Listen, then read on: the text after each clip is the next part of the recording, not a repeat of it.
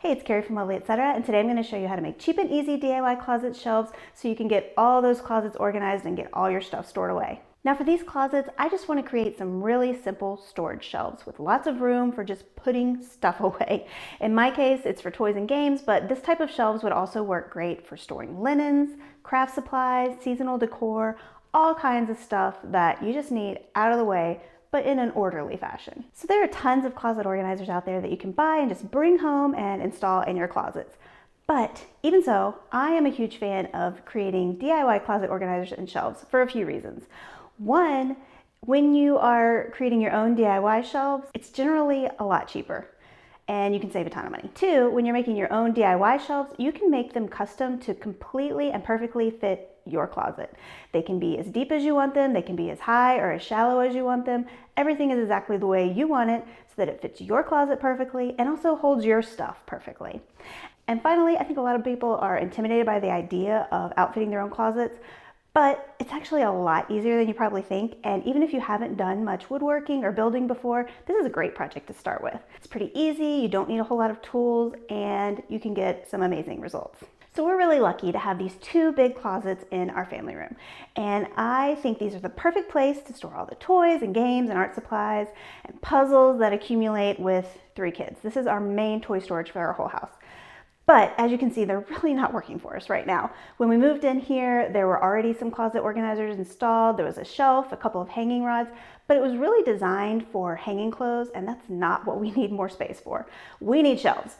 So I am going to clear all these toys out of the closet and remove the shelves that were already there. I'll repurpose them somewhere else in a different closet where it makes more sense for our family. And I'm going to build some shelves to tame all this clutter. This is a great example of how having the wrong organizers, even if it seems like a really nice organizer, it just leads to chaos and clutter and mess. Even though there are these nice shelves, they're just all wrong for what we need, and it's led to this disaster. Yeah, my kids could definitely do a better job of putting away their stuff, but it's pretty hard to put away your stuff when you don't actually know where to put it. So we're solving that problem today. I'm gonna make my shelves a little bit deeper than the norm. They're gonna be 15 inches deep, and I think that's gonna give lots of extra storage spaces. And in my shelf design, I'm also gonna be adding a middle support. The last thing I want is these shelves sagging over time. I want these babies there for the long haul. And anytime you're making shelves that are wider than 48 inches or 4 feet, you really need some kind of support in the middle to make sure that there's not any kind of sagging over time. If you're making shelves in a closet that is narrower and is 48 inches or less, then you can get away with skipping the middle supports and just use supports on each edge. So one of my favorite tricks for figuring out exactly what spacing to use for shelves is just using plain old painter's tape, stick it on the wall, see what looks good, make sure your stuff's gonna fit, and that can give you an idea of how many shelves you need and what the placement should be. Anytime you're building something, one of the first things you have to figure out is what kind of wood you're gonna use.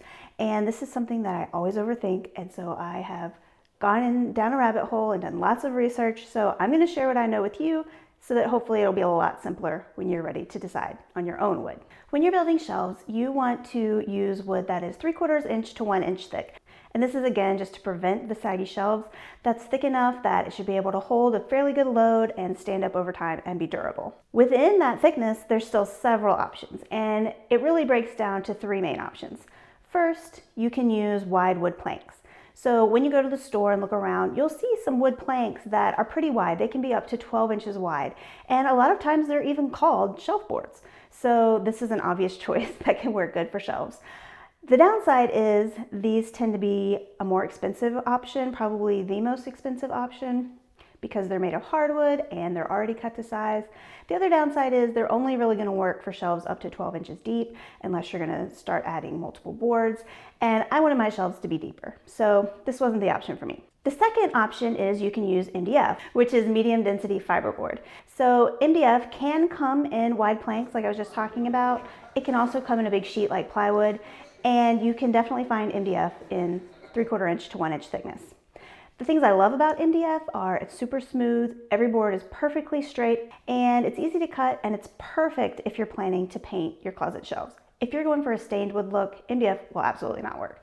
But if you're gonna be painting them anyway, MDF is usually considerably cheaper than real wood, so I always like to go with the cheapest option whenever possible. And in fact, the last few closet organizers and shelves I've made, I've used MDF and been super happy with the results. The third option is to use plywood. Plywood comes in big sheets, 4 feet by 8 feet usually. So you're obviously gonna have to cut it down to the correct size, which does add to the work. But if you already have tools to do that, it's not a huge deal. And you can save a lot of time by having them cut your wood in the store. Now, you're not going to be able to have them cut it to each piece to exactly the right size you need, but you can have them cut your plywood into strips that then at home, all you have to do is cut them into the right length. And that's what I did this time. I went with plywood this time around, mostly just because at the time I was building these shelves, plywood was on sale for the same price as MDF, so I figured why not? And I had them cut my plywood in the store into 15-inch strips because I knew I wanted 15-inch deep shelves.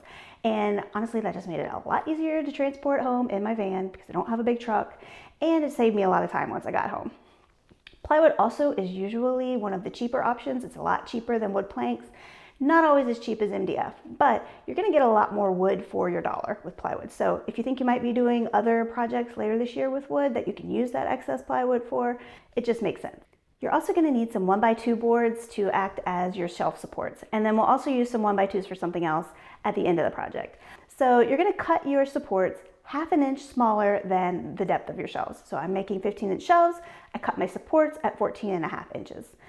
And I personally like to sand and paint everything before I install shelves, just because it saves a lot of time and awkwardness later trying to get into all the nooks and crannies once everything's already in place. So I went ahead and painted everything as well.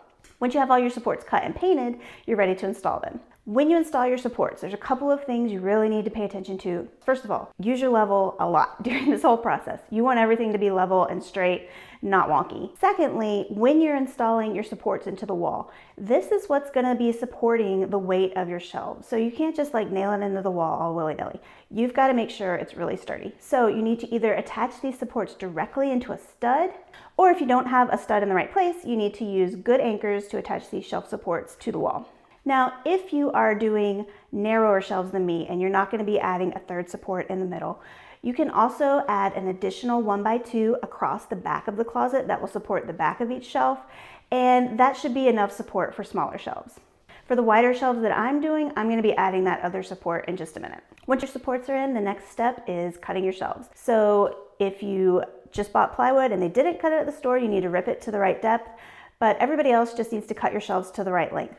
Now, I strongly recommend that you cut each shelf individually. Measure each shelf where it's going to go and cut it to size, simply because most houses and especially most closets are not really square. So there's a good chance that all your shelves going up your closet are not going to end up being the same length. I've also found it's really helpful to just cut a little sliver off of the two back corners of the shelves because, again, closets are not square, and a lot of times where two boards meet in the corner, they don't worry as much about getting it perfectly into a 90-degree angle. So adding a little notch is just going to help your shelves slide into place so much easier. And again, I like to prime and paint my shelves before I put them into place. Once you have your shelves in place, it's time to add those middle supports I've been talking about. So you can just add like a simple L bracket supporting the middle of your shelf to give it that extra sturdiness. But I really love the look of custom built-in bookcase style shelving.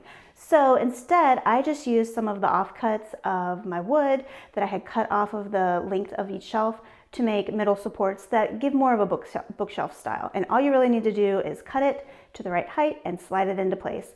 And I also used a couple of nails through the top of each shelf into the support below to keep it in place, but really they would have stayed even without that because they're pretty wedged in there. Doing that just gives lots of support all the way from the floor up to the top shelf. Now, at the bottom, on your bottom support, if you have baseboards in your closet like I do, you can remove the baseboards before putting these shelves in, but I really don't prefer to do that.